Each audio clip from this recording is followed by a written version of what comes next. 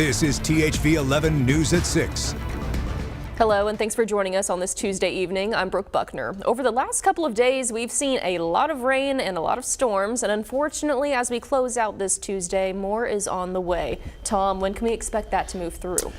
Well, the active weather pattern is going to continue through late tomorrow night, and then we'll get a break and some nicer weather in time for the latter part of the week and your weekend. We do have a weather impact alerts for storms tonight and tomorrow. Outside currently, it's awfully overcast. Those clouds have helped us in a way, keeping temperatures in check. Thought we would make it into the upper 70s today, but low 70s, so a few degrees difference. We're beginning to see storms develop out to the west of us, and those storms will have an impact on our weather.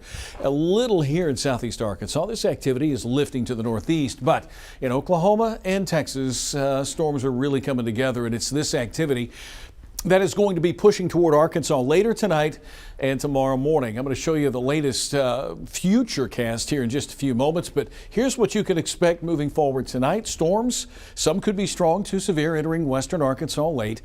They may diminish in intensity initially heading into early tomorrow morning, but they redevelop tomorrow afternoon with the frontal boundary moving through. Severe weather risk is slight. It's a low-end risk, a 2 out of 5, but we're still expecting winds 58 plus miles per hour, hail 1 inch or larger, and in the hatched area it could be 2-inch hail. And over in the tornado area there is a low end risk here as well, but if one does occur, it could be strong anywhere in that hatched area. Again, future radar will show those storms getting closer to western Arkansas later tonight, early tomorrow morning. One batch moving away, secondary batch coming into southwest early tomorrow.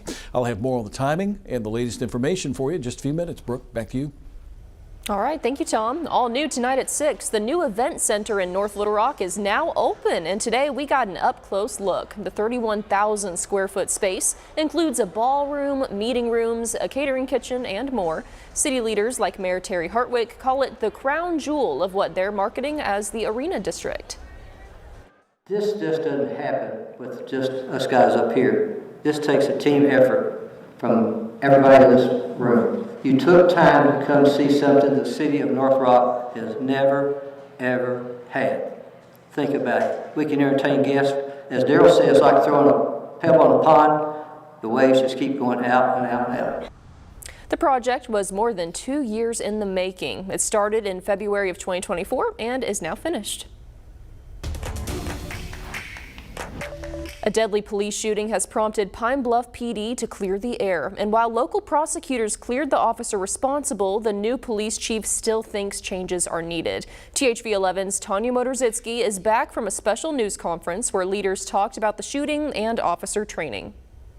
Family members tell THV 11 off camera Jeremy Lawrence Jr. was someone who loved sports and could make anyone laugh. They described the 23-year-old as protective, caring, and always willing to help people around him. Now, almost 4 months later, police leaders are addressing concerns in their internal investigation into potential misconduct. This type of incident, it impacts a community of this size. Investigators say officers responded to reports of gunshots when a vehicle drove into the scene. That's when officers say they noticed someone in the back seat with a gun. Officers on scene say when Lawrence got out, the gun was pointed in their direction, and then they fired shots. Lawrence then ran from police towards the woods. During the chase, officers say Lawrence raised his hands like he was going to shoot at them, which resulted in police shooting Lawrence, who later died. The threat profile shifted from immediate threat to a fleeing armed suspect. Prosecutors later determined the officers were justified in using deadly force. Pine Bluff Police Chief Sean Davis says one part of the incident raised concern. Officer Corey Lowry firing his gun while driving during the pursuit.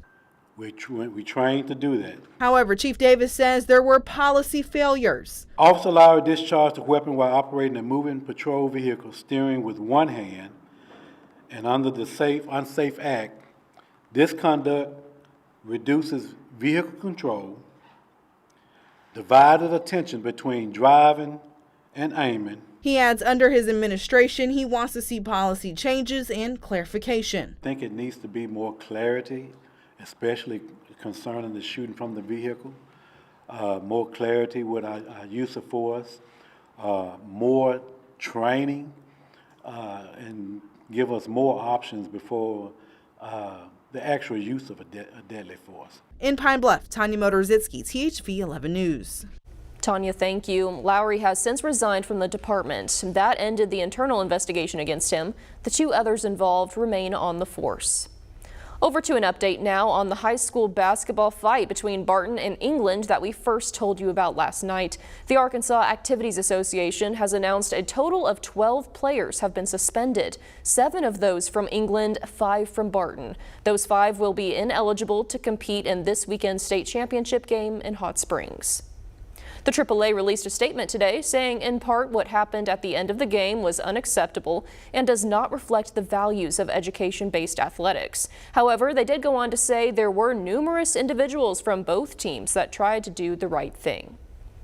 Sunday marked the 3rd anniversary of Arkansas Learns, the controversial mega bill that overhauled education for every child in the state.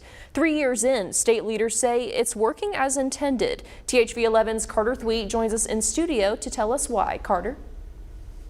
That's right, Brooke. I recently had the chance to interview the top education official in the state. That's Secretary of Education Jacob Oliva, and I asked him about all kinds of Learns-related topics, vouchers, reading levels, teacher pay, and more. Here's what he had to say.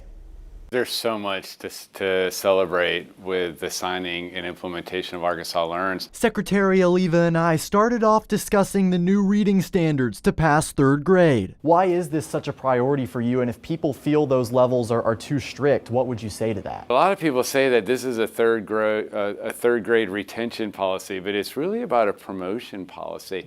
The goal is not to retain every child that's at risk. We need to make sure that every student is able to read at or above grade level by 3rd grade. I know that raising minimum teacher salaries to $50,000 was a huge priority of the Learns Act. That's step number 1, is we want to get good teachers and give them a competitive salary, but then keep investing in those teachers so that they stay. Are they getting access to coaching? Are they participating in high-quality professional development? Then we discussed school choice, which has been a major focus in the governor's plan to reshape Arkansas schools. People will say things like, this EFA program, it's taking money that struggling public schools need, and it's going to private school tuition or other things like that. So how would you kind of respond to that? And is this program a good use of money as it continues to grow? The public schools are fully funded based on the process that's been in law for decades in this state. Nobody's going underfunded. It's a misnomer. That's not true. The pot of money and dollars to fund students that are participating in educational freedom accounts comes from a separate part of the budget. So we need to make sure all students and families get the opportunity to be in an educational environment that works best for them. I know that you and the governor have been big on removing distractions in the classroom like cell phones. I know we're still pretty early into the bell-to-bell no cell act, but how would you say that's been going so far? Overall, the response we get from teachers is they wish we would have done this decades ago. They feel like they're free to teach. Students are engaged. They're free from distractions. The bottom line? How are we setting up a system so that everybody graduates ready to be enlisted, enrolled, or employed? Secretary Oliva tells me one thing they're looking at for the future is artificial intelligence, how AI can be used to help teachers and students alike. That full interview now on our streaming app, THV 11+. Carter, thank you. State leaders are also celebrating a program aimed at making sure more kids start the school day with a full stomach. Governor Sanders visited Pulaski Heights Elementary today, the same school she attended growing up, to highlight expanded access to school breakfasts and lunches. She says hunger remains a major challenge in Arkansas, where surveys estimate 1 in 4 children are considered food insecure. Sanders credited lawmakers for pushing the effort forward, saying a simple meal can make a big difference in the classroom. No kid in our state should ever be hungry or wonder where their next meal is coming from. And we want our kids to succeed. We want our kids to have every single opportunity that they possibly can. And that starts with eliminating one of the biggest challenges that too many of our kids are facing. A bill passed last year uses money from the state's medical marijuana program to pay for the universal free breakfasts. Tomorrow, Erica Kirk will be at the governor's mansion here in Little Rock for a press conference where she and Governor Sanders will officially announce a statewide America partnership. It's part of Turning Point USA's mission to have chapters on every high school and college campus nationwide. The press conference is scheduled to start at 1, but today the Young Democrats of Arkansas announced they will hold their own press conference an hour before to discuss ways they believe young people can get politically involved. Here we are in the 26th day now of a government shutdown instigated by Democrats after they had agreed to the very bill that they are now opposing and are now opposing even sitting down and talking and negotiating on the things they say they want.